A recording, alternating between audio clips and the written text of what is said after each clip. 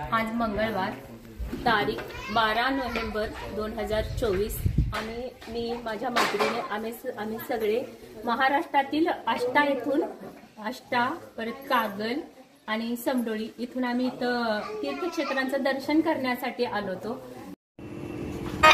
ये चमक ये दमक फुलवन महक सब कुछ सरकार तुम्हीं से है।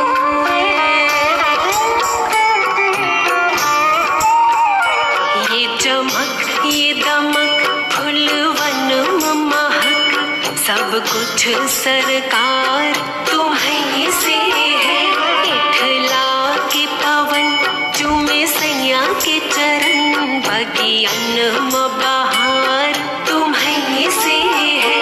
ये चमक ये दमक फुलवन महक सब कुछ सरकार तुम्हीं से है। करण्यासाठी आलो होतो। जवळजवळ सकाळी 7 वाजता आम्ही पहाट दर्शनासाठी निघालो होतो आणि जवळजवळ आता वाजले तर 11:15 तर आमचं ट्रेकिंग कंप्लीट झालेलं आहे।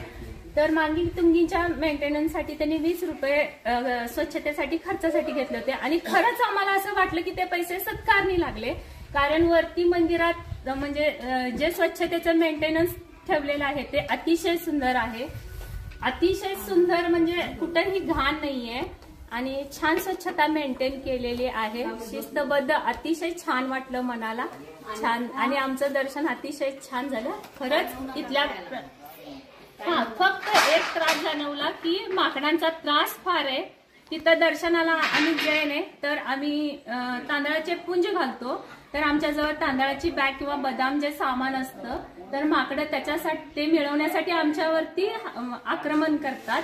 तो एकच त्रास आम्हाला जाणवला।